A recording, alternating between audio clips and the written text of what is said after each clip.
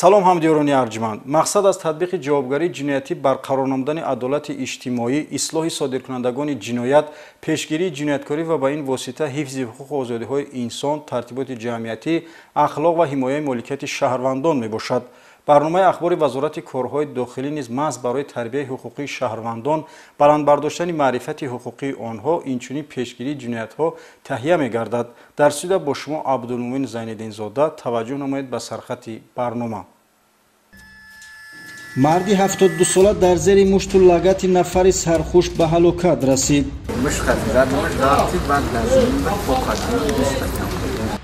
амалиёти бо барори милитсияи вилояти Су, мусодираи беш аз 30 килограмм воситаҳои нашаддор. милитсияи шаҳри Норак ҷавони модарозоро боздошт намуд. ноувдабароии ронанда боиси марги ӯ ва мусофираш гашт. шарҳин ва дигар хабару гузоришот дар нашри навбатии барномаи криминалии ахбори вазорати корҳои дохилӣ.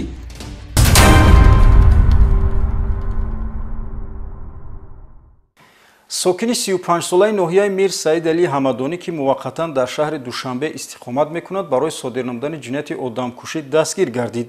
гумонбаршуда гузаштаи доғдори ҷиноятӣ дошта, ин навбат дар ҳолати мастӣ бо марди 72 сола дарафтода, аз ҳиссиёти авбошӣ шадидан ҷабрдидаро лату кӯб намуда ба ҳалокат расонидааст.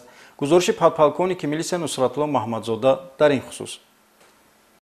ба корҳои ислоҳӣ ҷалб кардан ва ё ба муҳлатҳои гуногун иҷрои ҷазои ҷиноятиро қонунгузор ҳокимияти судӣ нисбати нафароне татбиқ менамояд, ки барои содир кардани ҷиноят айбдор дониста шуданд.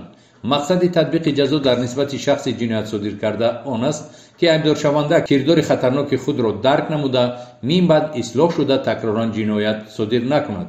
аммо мутаассифона дар бештари маврид аз ҷониби пешсудшудагон боз ҷинояти категорияшон гуногун содир гашта истоданд.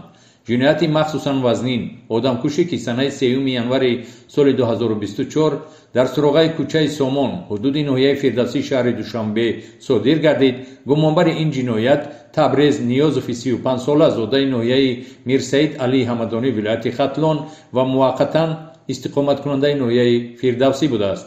гумонбаршуда дар гузашта барои содир кардани ҷиноятҳои дуздӣ ва ғоратгарӣ суд шуда, ин навбат боз ҷинояти махсусан вазнинро содир кардааст. гумонбаршуда Табрез Ниёзов дар ҳолати мастӣ ҳангоми дучор шудан бо шаҳрванд Қурбонназар Ҳақназарови 72 сола сокини шаҳри Кӯлоб муноқиша карда, аввал бо истифода аз озори лафзию ҷисмонӣ ҷабрдидаро мавриди таҳдид қарор додааст. гумонбаршуда кирдори авбошонаи худро идома дода, бо зарбаҳои пайдарҳами мушту лагат Қурбонназар Ҳақназаровро ба ҳалокат расонида, аз макони ҷиноят фирор карда буд.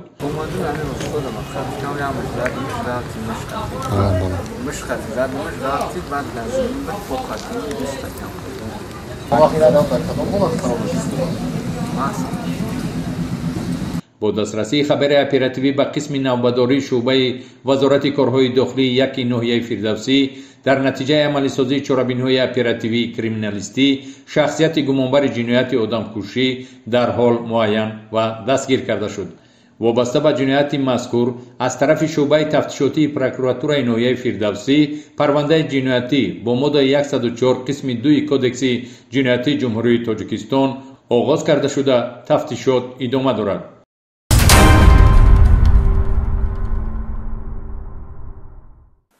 мубориза бар зидди муомилоти ғайриқонунии воситаҳои нашаддор яке аз самтҳои асосии фаъолияти мақомоти ҳифзи ҳуқуқ ба шумор меравад. вазорати корҳои дохилӣ бо мақсади ошкор ва дастгир намудани қочоқчиёни ин маводи заҳрогин ба таври ҳамешагӣ коркардҳои оперативӣ ҷустуҷӯиро роҳандозӣ намуда, аз интиқол ва паҳншавии ғайриқонунии воситаҳои нашаддор пешгирӣ ва бо ин роҳ солимии ҷомеаро то андозае нигоҳ медоранд. дар натиҷа як амалиёти бо барори кормандони раёсати вазорати корҳои дохилӣ дар шаҳри Душанбе як гурӯҳи нашаҷалоб муайян ва дастгир карда шуд. яке аз сарчашмаи асосии маблағгузории гурӯҳҳои ҷиноятии харобкор, махсусан терроризму экстремизм, ин муомилоти ғайриқонунии воситаҳои нашаддор ба шумор меравад. гурӯҳҳои муташаккили нашаҷалоб бар ивази ба дарди марговари нашамандӣ гирифтор намудани ҳазорон нафар ҷавон аз фурӯш ва паҳнсозии ин маводи заҳрогин ба манфиати худ маблағ ба даст меоваранд. бо мақсади мубориза бар зидди чунин гурӯҳҳои муташаккили нашаҷалоб, кормандони раёсати вазорати корҳои дохилӣ дар шаҳри Душанбе роҳу усулҳои нави мубориза ва коркардҳои оперативиро ба роҳ мондаанд.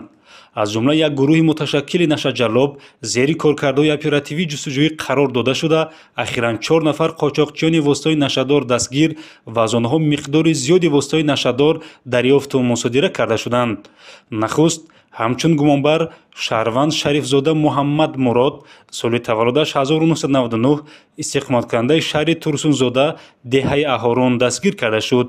Зимни Кофтуков аз манзили истиқоматии номбурда дар маҷмӯъ 26 килою 500 грамм воситаҳои нашадори нави ҳашиш дарёфту мусодира гардид. соли 2023 тақрибан моҳи апрел Мирзоев Қадардин мақсад мо маслиҳат карда будем. омадем дар назди сиёмамолам аммо як сумка овар дар мошин бор кард. мақсад 29 адад буд. 2 килоша гирифтам, 1,5 килоша кашидам ака. ана 500 граммша фурӯхтам. 27 ададша бурдум тайхо кардам дар хона. дар идомаи коркардҳои оперативӣ ҳаммаслаки дигари номбурда шаҳрванд Мирзоев Қадриддин Назирҷонович соли таваллудаш 1985 истиқоматкунандаи ноҳияи 5 деҳаи Меҳвар дастгир карда шуд. Зимни Кофтуков аз манзили истиқоматии ӯ низ ба миқдори 7 килограмм воситаҳои нашадори нави ҳашиш дарёфт ва мусодира карда шуд. Гирифта 20 килограмма ба шаҳри Душанбе ваку тарафи дог бурда партофтам, навор карда ба умеда партофтам. 3 донаш ваҳоби шер гирифт, 100 грамм антивитамин, 1 килограммша муртазо.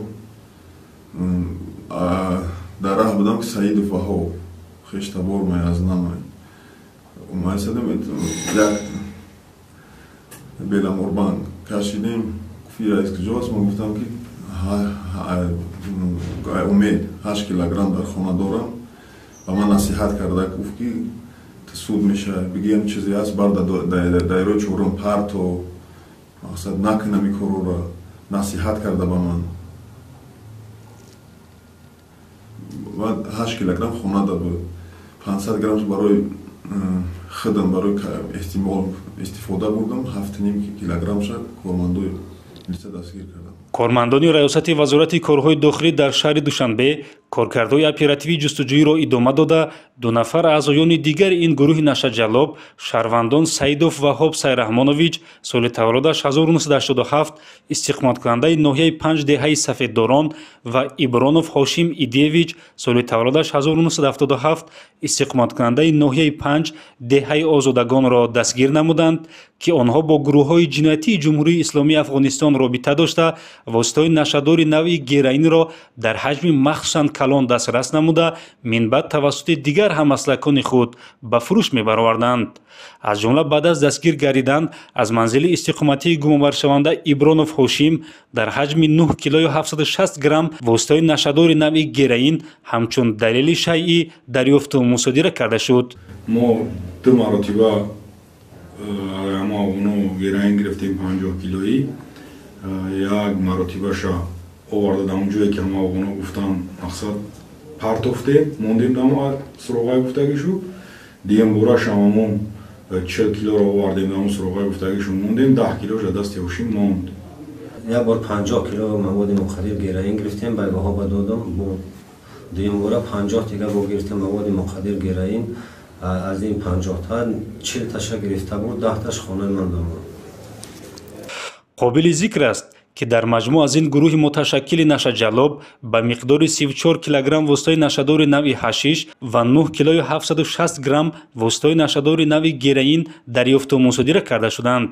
айни замон ин 4 нафар нашаҷаллоб дар ҳабси пешакӣ қарор дошта нисбаташон тибқи талаботи моддаи 200 қисми 4 кодекси ҷиноятии Ҷумҳурии Тоҷикистон парвандаи ҷиноятӣ оғоз карда шуда мавриди тафтишоти пешакӣ қарор дорад.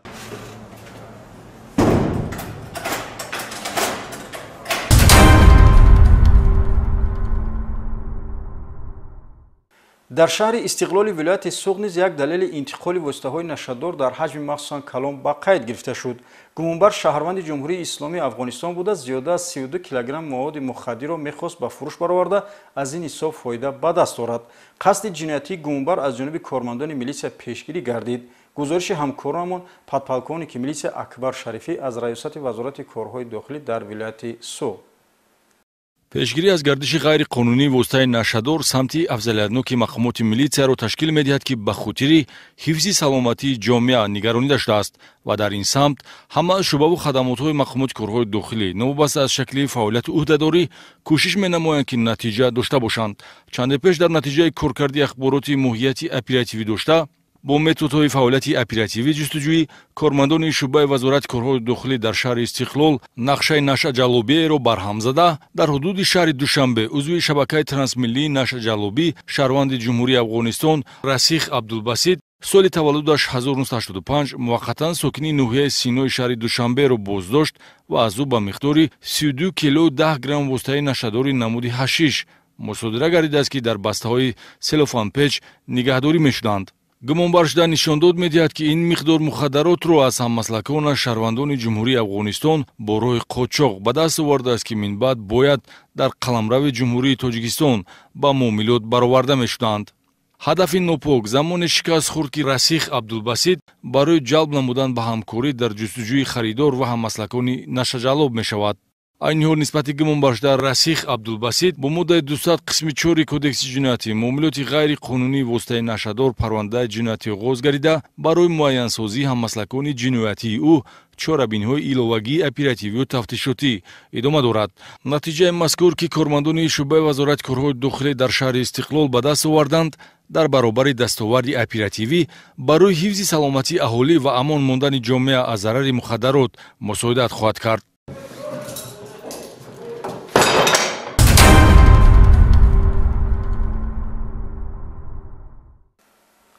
кормандони шӯъбаи вазорати корҳои дохилӣ дар шаҳри Норак як нафар марди 43-соларо бо гумони дуздии чорвои сокинони шаҳри мазкур боздошт намуданд.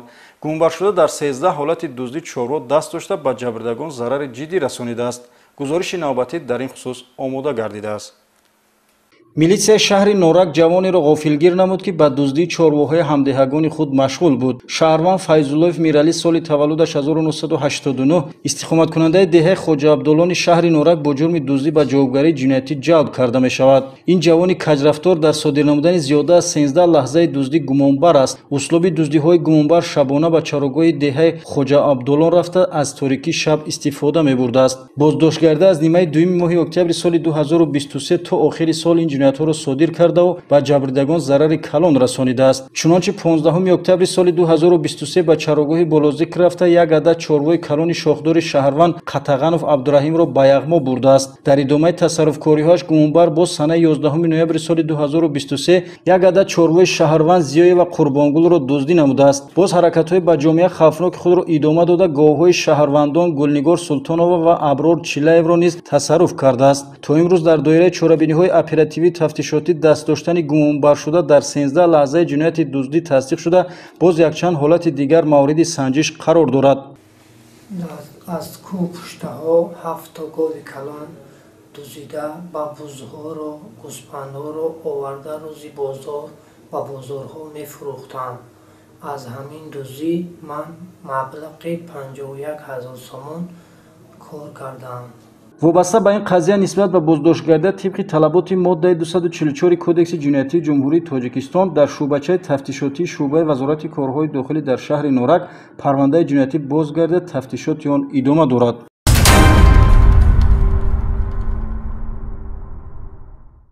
хеле ташвишовар ва нигаронкунанда аст ки вақте модар аз дасти фарзанди худ ки ӯро ба дунё овардаасту ба воя расонидааст озор мебинад. шаҳрванд Ахмедов Нарзулло соли таваллудаш 1987 сокини ҷамоати деҳоти Пули Сангини шаҳри Норак дар ҳолати мастӣ дар назди бинои истиқоматиашон модараш ва дигар аъзоёни оилаашро бо алфози қабеҳ дашном дода дар баробари вайрон намудани тартиботи ҷамъиятӣ шаъну шарафи онҳоро паст задааст. ҳамин тариқ шаҳрванд Ахмедов Нарзулло бо ин кирдори худ талаботи моддаи 460 кодекси ҳуқуқвайронкунии маъмурии ҷумҳурии Тоҷикистонро вайрон намуда ба ҷавобгарӣ ҷалб карда шуд. сабаб чӣ буд ки шумо ба кормандони милитсия муроҷиат кардед нисбати фарзанд? бачам арақ мехӯрад, латку мекунам, хидмат духтарома хонама ҳама чиро майда мекунам.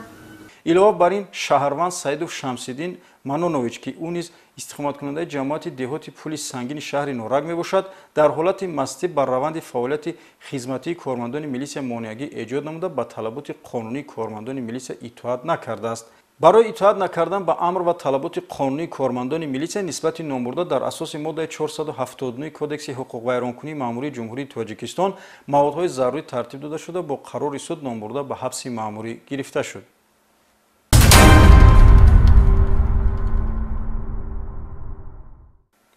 در حدود ولایت سوق دو صدمه ناخوشی نقلیاتی به قید گرفته شد که سبب به هلاکت رسیدن 3 نفر گردیده است. متخصصان ساحه بازرسی دولتی اتومبیلی سبب به عمل آمدن این حادثه ها را با سرعت بلند اداره کردن سبک‌رو و رعایت نکردن علامت راه ارزیابی نمودند. گزارش در این باره. با تاکید بازرسی دولتی اتومبیلی رعایت نکردن قاعده‌های حرکت راه ضمن دوره واسطه نقلیات و یا یک حرکت ناجا غیر اختیار کس را اشتراکچی حادثه‌های راه نقلیاتی به حیات و سلامتی علاقمند می‌گرداند که با مرگ یا جراحت جسمانی برداشتن می‌انجامد. مثلا سنه 5 ینور تخمیناً ساعت‌های 14 راننده واسطه نقلیاتی تمغه اوپل وکترا رقم قیدی دولتیش TG2020 SF02 دادویف معروف جان محمد رجبویچ سال تولدش 2002 استقامت کننده جماعت دهاتی صبرستان شهر سراوشان هنگام حرکت از سمت شهر سراوشان به سمت شهر خوجان در کیلومتر 259 شاهراه دوشنبه خوجان چناق حدود ناحیه دیوشتیچ از حدود دوره سبکرو نبرآمده به کناری راه برآمده چپه شده به صدمه نقلیاتی دچار می شود. در نتیجه راننده در جای حادثه به هلاکت رسیده. دو مسافر نقلیاتی مذکور مردان 21 و 33 ساله استقامت کنندگان شهر سراوشان با برداشت جراحت جسمانی به بیمارخانه دسترس کرده می شوند.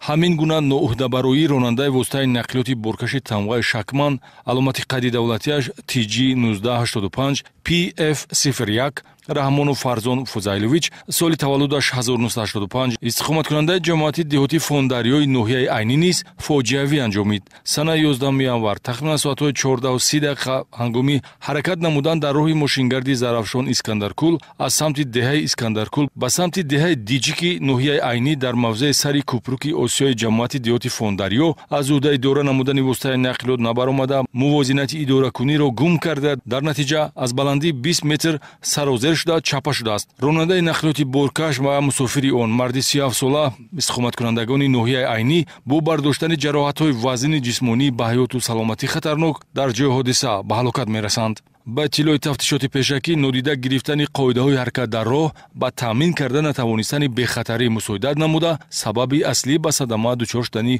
رانندگان گشته است.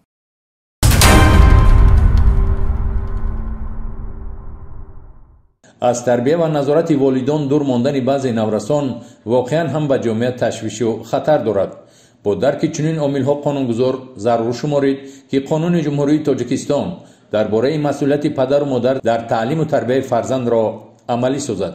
اگرچه مسئولیت و عهده‌داری پدر و مادر در قانون ذکر شده دقیق بیان باشد هم ولی حقوق ویرانکنی یا کردارهای جنایتی صادر کرده نابالغان گواهیان است که بعضی والدان در تربیت فرزندان خود تاکنون خنک نظرند. چند روز قبل در شبکه‌های اجتماعی بدرفتاری، خودنمایی و بی‌احترامی یک نفر نابالغ پهن گردید که در نقطه شستشوی نقلیات واسطه نقلیات خدمتی کارمندان بازرسی دولتی اتومبیلی وزارت کارهای داخلی را نابالغ با حرکت‌های اواشانه خود با پای میزد. برای تحقیق نوار مذکور و سری وقت معین کردن شخصیت نابالغ از طرف کارمندان ریاست بازرسی دولتی اتومبیلی وزارت کارهای داخلی تدبیرها اندیشیده شد.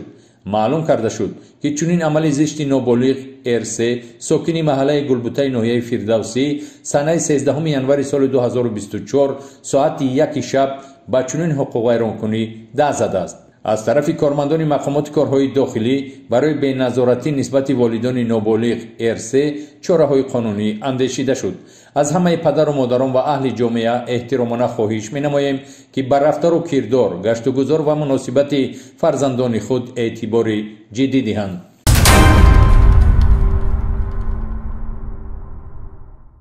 انجام برنامه اخبار وزارت کارهای داخلی برایتان تندرستی و خانوادگی تمنا نموده امید داریم که با رابطه و همکاری شما با مقامات کارهای داخلی وضع جامعه بهتر و کردارهای جنایتی سر وقت آشکار و پیشگیری کرده می شود. تا برنامه دیگر سربلند و خانواد باشید. خیر.